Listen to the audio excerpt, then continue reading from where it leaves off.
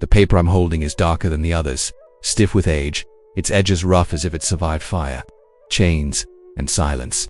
The date written at the top pulls us back nearly 100 years, to a time when love itself could be a crime, and freedom was not a right, but a dream whispered in secret. This letter was hidden deep inside the box, folded again and again, as if someone feared what would happen if it were ever read.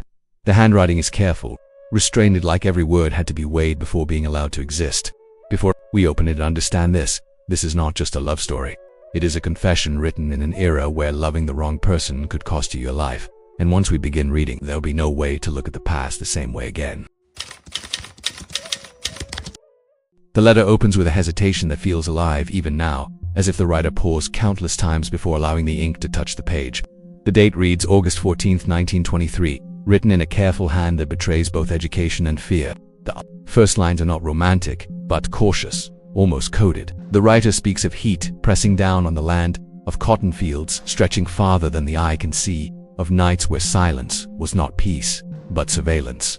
Then, slowly, the truth begins to surface. The writer confesses they are writing, by candlelight, in a place they are not supposed to be, to a person they are not allowed to love. They describe how even speaking the beloved's name aloud could bring punishment, separation, or death.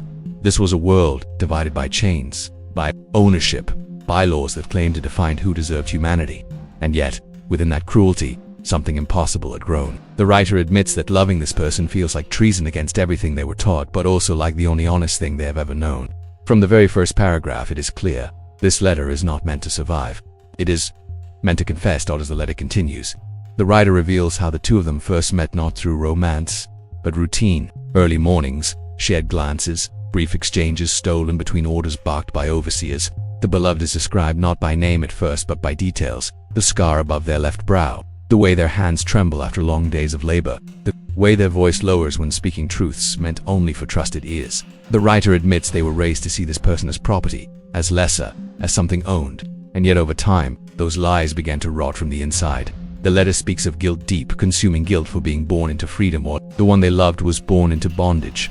Every stolen moment together felt like a crime layered upon a greater crime already committed by the world itself. The writer confesses that love did not arrive suddenly. It crept in quietly, disguised as concern, empathy, and finally, unbearable attachment. And with it came terror, not of punishment alone, but of what would happen if this love were ever discovered. The ink grows heavier here, darker, pressed into the paper as if the writer's hand shook with urgency. They describe the night. Everything changed the night. The beloved whispered a plan of escape.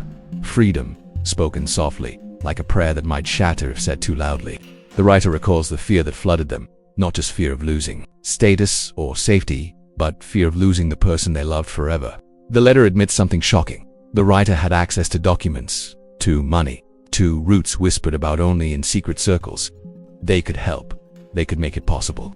But doing so would mean betraying family, blood, inheritance, and the entire world that protected them. The writer confesses they hesitated not because they didn't love enough, but because they loved too much. Helping meant risking everything. Refusing meant condemning the beloved to a lifetime in chains. The letter asks a haunting question: what kind of love survives only if it remains a secret? This section of the letter carries a shift in tone, less romantic, more desperate. The writer speaks of being watched, of whispers traveling faster than footsteps, of suspicion growing among those who believed they owned not just land and bodies but order itself. The beloved had been questioned, punished, marked. The writer describes seeing blood where skin once was whole, and realizing that love had consequences far greater than whispered meetings in the dark. They confess that every scar inflicted on the beloved felt like it was carved into their own conscience. The letter reveals that the escape plan could no longer wait. Time itself had become an enemy. There is a chilling admission here. Someone had already betrayed them, not with words but with silence. Someone who knew and chose not to intervene. The writer vows that if this letter is ever found, it means they failed to stop what was coming. The handwriting begins to change, less elegant, more frantic. The writer recounts the night of the attempted escape, rain masking footsteps, horses waiting beyond the tree line, a route mapped by memory and rumor. The beloved was weak but determined. The writer describes holding their hands one last time, pressing their forehead against theirs, promising reunion in a place where names and skin no longer dictated fate. But something went wrong. The letter breaks here. The ink smeared as if tears fell onto the page. Lanterns appeared where there should have been darkness. Voices cut through the rain. The writer was dragged back. The beloved was taken elsewhere, separated. silenced. The letter does not describe what happened next in detail, but the absence of description is more horrifying than words. The writer simply writes, "They punished hope here." The letter becomes a confession soaked in regret. The writer admits they survived. They returned to a life of comfort built on suffering. The beloved did not, or at least, that is what they were told. No grave was shown. No body returned. Just silence. The writer describes years passing, seasons changing, laws shifting slowly but not fast enough. They married someone else. They inherited land. They played the role expected of them, but every night, they dreamed of chains falling, of footsteps returning, of forgiveness that never came. The letter confesses that love did not die, it transformed into guilt, then into punishment that the writer carried willingly. Living became their sentence.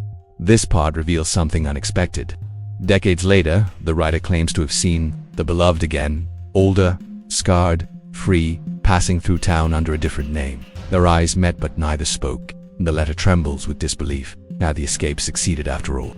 Had survival come at the cost of forgetting? The writer followed from a distance, afraid to disrupt whatever fragile freedom the beloved had carved out. And then comes the devastating realization.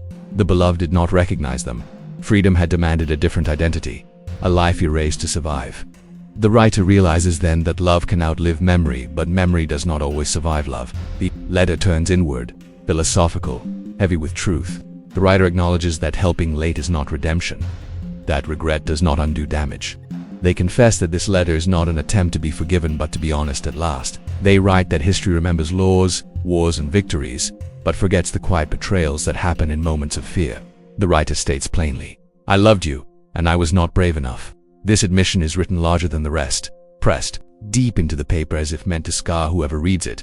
Near the end, the letter reveals its true purpose. The writer explains that this letter was hidden deliberately not to preserve love, but to expose truth. They write that anyone who finds it must understand that systems survive because ordinary people choose safety over justice. The letter was meant to be found when the world had changed enough to understand it. The writer asks the reader not to romanticize them, but to learn from their failure. Love, they say, is meaningless without action. The letter ends with a final twist. The signature is not the name we expected. It is not the landowner's name. It is the beloved's. The entire letter, we realize, was written years later from memory by the one who escaped. The elegant handwriting was learned in freedom. The guilt described was observed, not owned. The final line reads, "I survived. They did not change, but you can." And now the letter ends. But the box does not. If this story unsettled you, good, it was meant to. Subscribe to the Attic Box because this was only one letter, and the next one may reveal a truth even closer to home.